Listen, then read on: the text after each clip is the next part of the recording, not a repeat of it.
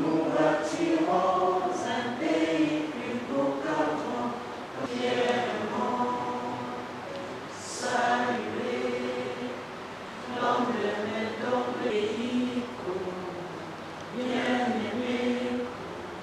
Nous devons te joindre, jour sacré, sois les témoins, jour sacré, que nous léguons à notre postérité. Cette année, la campagne est intitulée ainsi vers 30 ans de la déclaration du programme de Beijing, signé pour mettre fin à la violence à l'égard des femmes.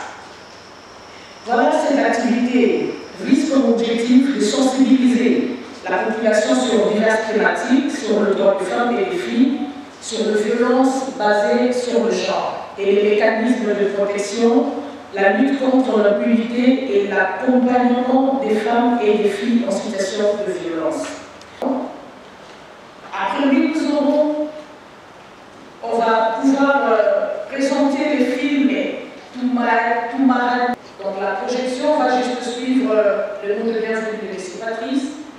Et après la projection, nous aurons un panel de discussion de l'organisation Afirama. Il y a M. Patrice Vaillard qui va encore revenir dans le débat, la directrice générale adjointe de FONAREF, Mme Cécile Lepira de la VIFER Keïta. Ainsi, je m'en vais donner la parole à M. Patrice.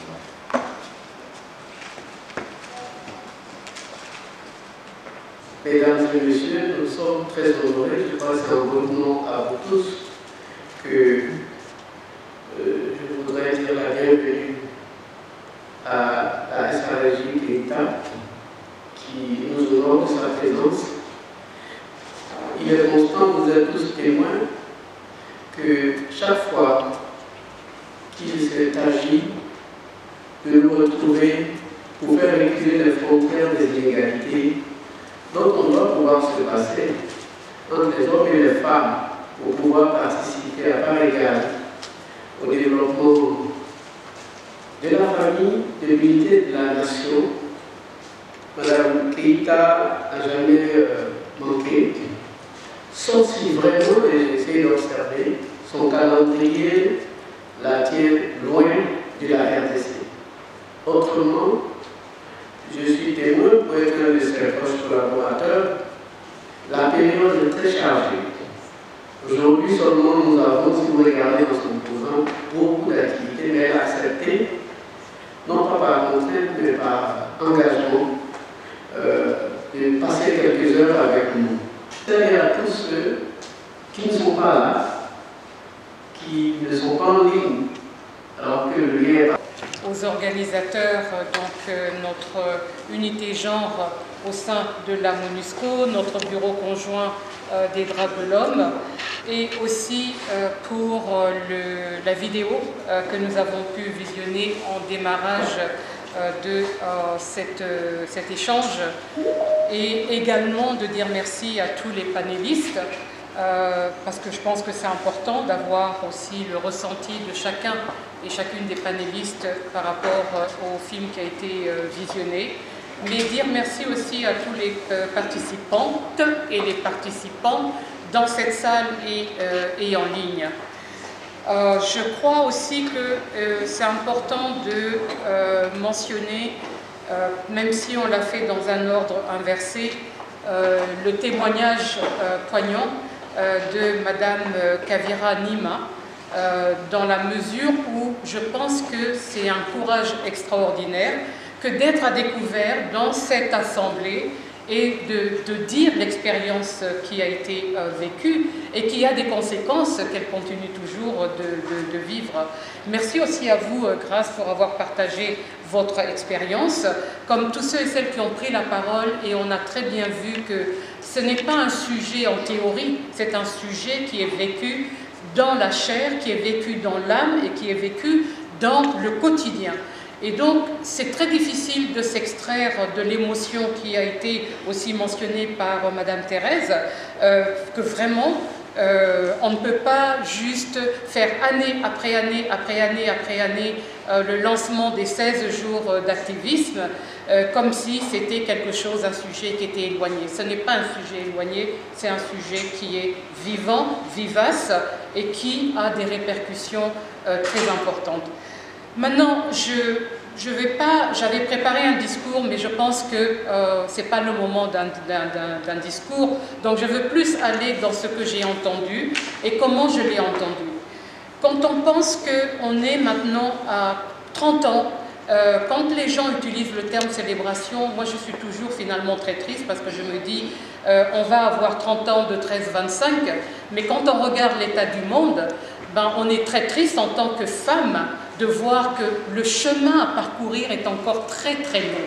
Et donc dans ce chemin qui est encore très très long, ce matin j'ai reçu des jeunes filles avec lesquelles j'ai échangé et j'ai adoré la manière dont elles ont dit « on ne peut pas être dans la résignation ». Il y a une résignation qui ne dit pas son nom et ça, ce n'est pas possible. On a normalisé, banalisé la violence à un tel point que c'est vraiment choquant, cette banalisation et cette acceptation de la normalisation de la violence. Comment l'on peut faire? Et je crois que la vidéo nous a donné pas mal de pistes et aussi à travers ce que les panélistes ont dit.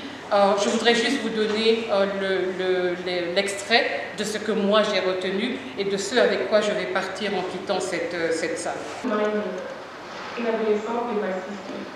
Une région du Congo avalée par la gueule. La tête est basculée lorsqu'elle est condamnée. Et qu'est-ce que tu décides? Juste un rêve. Tellement si je peux être libre. Et peut-être que la peinture pourra m'aider à trouver la paix. Voilà. Donc, à chaque fois, on ne se montre jamais certaines choses dans la vie. Peut-être pour partager, je vais dire cette jeune femme a eu, par rapport à la personne qui l'a accompagnée, qu'elle a pu surmonter au fait ces défis pour arriver à extérioriser ce qu'elle gardait en elle et extérioriser. Ce que j'ai trouvé encore très important dans cette vidéo, c'est qu'elle a extériorisé pas d'une manière traditionnelle ou d'une manière qu'on peut attendre à ce qu'une personne, on lui pose des questions et répond. Elle l'a fait à travers la peinture, elle l'a fait à travers l'art, ça c'est de l'art. C'est pour dire que lorsqu'il y a ces genres de situations, surtout la partie invisible de l'aspect, c'est ça qui détruit le plus.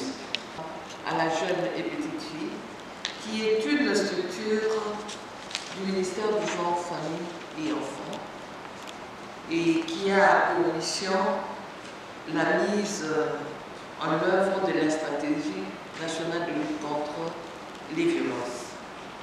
En même temps, je voudrais aussi saluer la présence du directeur pays de BCNUDH, que j'ai l'honneur de découvrir aujourd'hui, mais je voudrais dire que nous avons beaucoup travaillé avec son prédécesseur par le biais de Madame Charlotte Songué, avec qui nous avons mené beaucoup de sensibilisation au travers les médias. Elle a été violée et dont les parents étaient tués. Et là, et surtout celle de l'Est. Parce que vous savez que 30 ans après, en suivant toujours les films, nous avons vu que cette femme qui a été violée. Madame la représentante spéciale, secrétaire, monsieur, ce film a été réalisé par le Centre d'encadrement de filles et mères et enfants vulnérables pour le développement intégral et la promotion du droit de l'homme.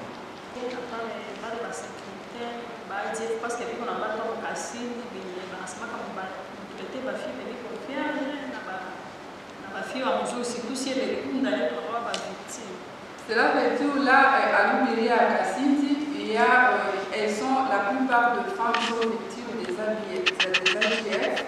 Souvent, ils arrivent dans la ville, on aussi les femmes, c'est tous ceux qui sont brilles dans la ville et on les amène en plus. Dans la mesure où les sujets qui fait débat aujourd'hui, 16 jours d'après, je n'ai rien moi-même en question.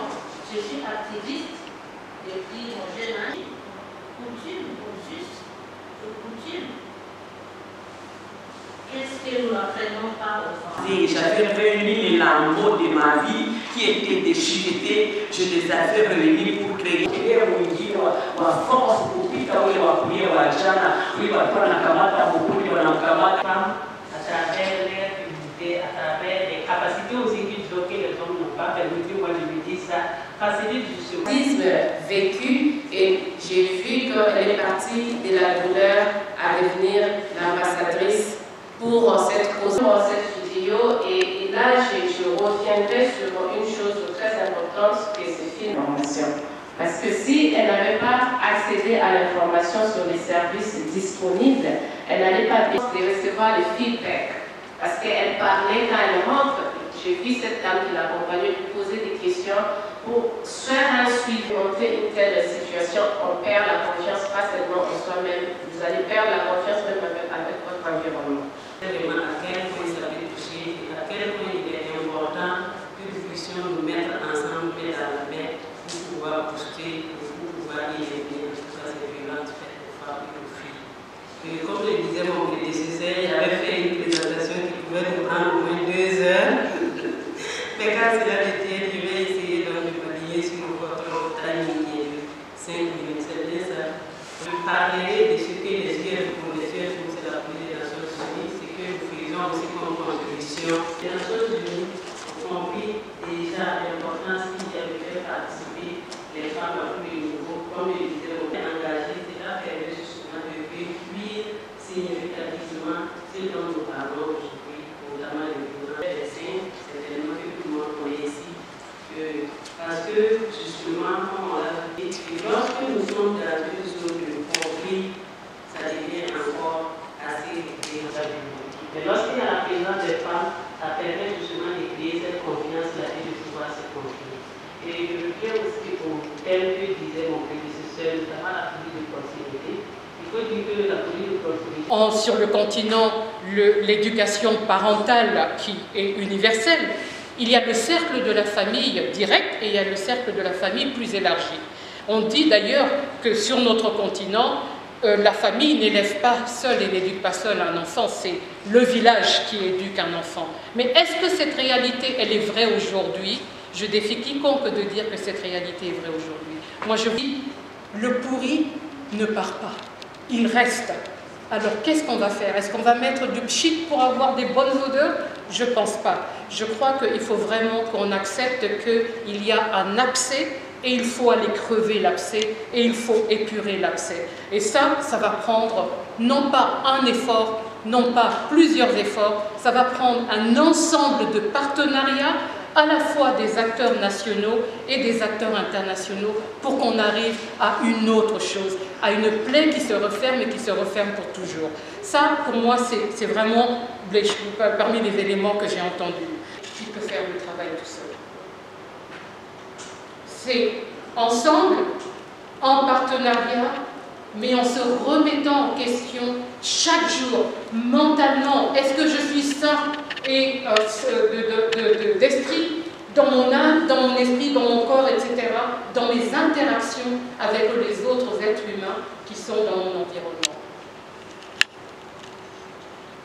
Alors j'espère que vous comprenez que pour moi, on n'est pas dans une célébration, on lance la continuité d'un combat, c'est la continuité d'un combat, mais qui demande véritablement qu'on rentre dans une discipline d'intériorisation de ce que nous mettons comme énergie à l'extérieur du monde, quel que soit le rôle et les responsabilités que nous avons.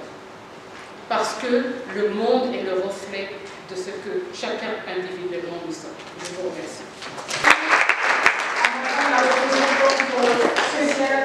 Avec quelques représentants de participants. Voilà, merci beaucoup.